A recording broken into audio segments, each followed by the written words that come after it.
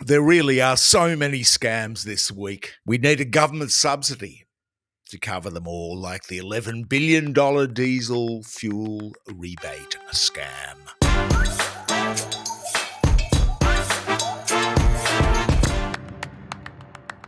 Unfortunately, we're a small Australian business and not a foreign multinational gas exporter, so we won't be privy to subsidies like that, or the kind of subsidies that Rupert Murdoch gets from the government either, thanks to the Digital Media Bargaining Code. But let's kick it off with the scam. Well, we can't give it to Donald Trump. Do you like the T-shirt? It's actually Dolce Terra, a local cafe. It's not Donald Trump, but it's orange, and we thought we'd wear it in memory and commemoration of Donald Trump, who is the world's greatest scam artist. He scammed his way back into the White House this week despite being a convicted felon. Wow, what a guy. So the US election, we can't give Scam of the Week, this prestigious award, to Donald Trump, of course, because, we don't give it to foreign nationals. Otherwise, Benjamin Netanyahu and Keir Starmer would have won it by now. But nonetheless, the reverberations from the Trump victory have thrown up many scams. There's a lot of 2020 hindsight going on by the punditry. We knew Trump was going to win after the votes were counted. It's a tough gig, this blathering on about what you think about the world, your opinions. Now, the Albow government, we've got to give them a bit of a thumbs up here because they cut student debt costs by 20%. It's a good move because education should be free. It's good for the economy. But of course, the Fin Review and the Australian were up in arms about it. It was outrageous. These handouts to students. You never hear boo from these guys in the financial press when it comes to handouts to multinational companies or multinational tax dodging, any of that stuff. But when it comes to giving money to students for education, that is just an outrage. Crickets, otherwise, when it comes to giving money to big business. Elsewhere in the world of scams, we go down the age scale a bit from those students, the 20-somethings, down to the teenagers, who now face a ban. It was announced this week. A ban on social media. If you're under 16, too bad. Social media, what a ridiculous policy. Banning things. Surely it's just got to be the family that deals with these issues like social media, not Big Brother. So we're talking Instagram, TikTok, Facebook, Snapchat. No more looking at those bodies of amputated children in Gaza for you people. Who else? Reddit, I guess. YouTube, even. Michelle Rowland, the communications minister who's presiding over it.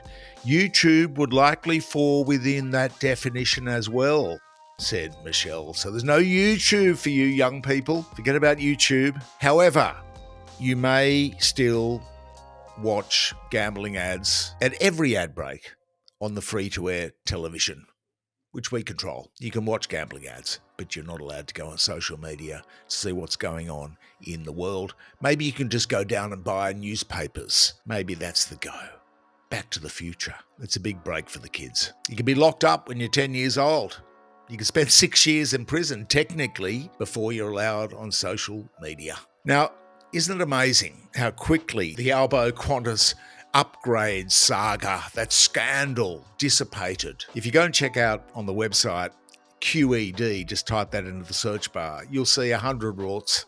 100 rorts there from the coalition years. We haven't updated it for Labor. There's a few Labor stars in there, rorting travel and so on, but basically it's this cavalcade of coalition rorts because the rorts were so thick and fast under the previous regime. But it's no wonder that it died down, of course, because they all do it. And suddenly all this mudslinging was taking its toll. And there's good old Bridget McKenzie, previous winner of Scam of the Week. Bridget was fuming about Albow's flight upgrades. Then suddenly, 16 flight upgrades that Bridget had not previously disclosed. Good old Bridget. Anyway, we won't be hearing much about this mudslinging anymore because, of course, they don't want to be opening that can of worms about flight upgrades and Qantas Lounge, all the perks. It just would never end.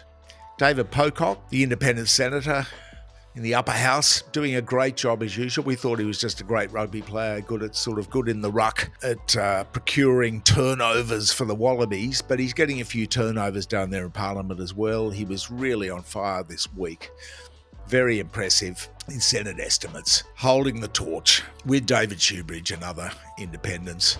Greg Moriarty, the head of defence, the head defence bureaucrat, revelations of a small group of senior people leaking to the media. On the face of it, breaching Section 73A of the Defence Act. Who's going to go to jail for that? Because that's what they sent David McBride to jail for. We'll take that question on notice. So David McBride, of course, goes to jail, but of course nobody in defence is going to go to jail for doing exactly the same thing in terms of legal technical breaches. There we go, the good old double standard. Now, in the wake of the Trump victory, David Shoebridge, Jenny McAllister in Senate estimates. Jenny had to bear, one of my favourite senators, Jenny, the Labor senator, she got the Shoebridge treatment this week. David Shoebridge said, now there's thousands of US troops stationed in Australia, US spy bases in Australia. There's Pine Gap, US nuclear submarines in Australia, US nuclear bomber jets in Australia coming to Australia. How comfortable are you? Asked David of Jenny, now that Donald Trump, somebody so erratic, is in the White House controlling all this. To give Jenny credit, she did not say that she was not uncomfortable, but she batted it away deftly. Very clear, she said. We're very clear about how we're going to approach this very important relationship. Yes, they're all doing it this week. We're going to kiss the Donald's ring. That's what we're going to do. Every one of us will kiss the ring of the Donald. Now, the RBA, so they held rates on Tuesday. Melbourne Cup Day, of course. They held rates steady, even though inflation has fallen into the target band, down from 6.1% when Labor took office to 2.8%. We won't go into trimmed means, but the RBA came out with a statement justifying it. Employment growth is very strong. And guess what? They blamed it on the students. They blamed it on the foreigners and the students. This is the statement. Growth in output has been weak. Past declines in real disposable incomes and the ongoing effect of restrictive financial conditions continue to weigh on household consumption, particularly discretionary consumption. However, growth in aggregate consumer demand, which includes spending by temporary residents, such as students and tourists, has remained more resilient. There you go. Blame it on the students. Blame it on the foreigners, those immigrants. Unbelievable. Somebody should tell the RBA that companies actually set prices, and the prices going up is inflation, but it's companies that actually set prices. It's not foreigners or students. It's just a small point. That's what inflation is, though. I thought the RBA should know. Somebody should tell them, because they never blame the companies, though, do they? Talking about companies, Joe Longo was before estimates this week. Longo, chairman of ASIC. Mighty regulator, that ASIC. Anyway, Joe Longo said, no conflict of interest. Yeah, we're in the chairman's lounge, the NAC guy, the complete dud that's NAC. Chairman of NAC's in there as well. But Joe Longo said in estimates to David Pocock, he said, yeah, there's no conflict of interest there. David, of course, said, well, what are you going to do? Recuse yourself? And he said, no, we just deal with it, Of course it's a conflict of interest, and that's why the Rort saga over the Albow flight upgrades has died down, because all of them are there. Qantas owns the lot of them. Of course, it's a conflict of interest. But of course, they don't see it that way. They see it as a perk. So there you go. But scam of the week, we're going to have to give it to Bridget again. Being so cantankerous about Albow's flight upgrades and suddenly having to declare no less than 16 upgrades herself. Come on down, Bridget. You have won. Scam of the week.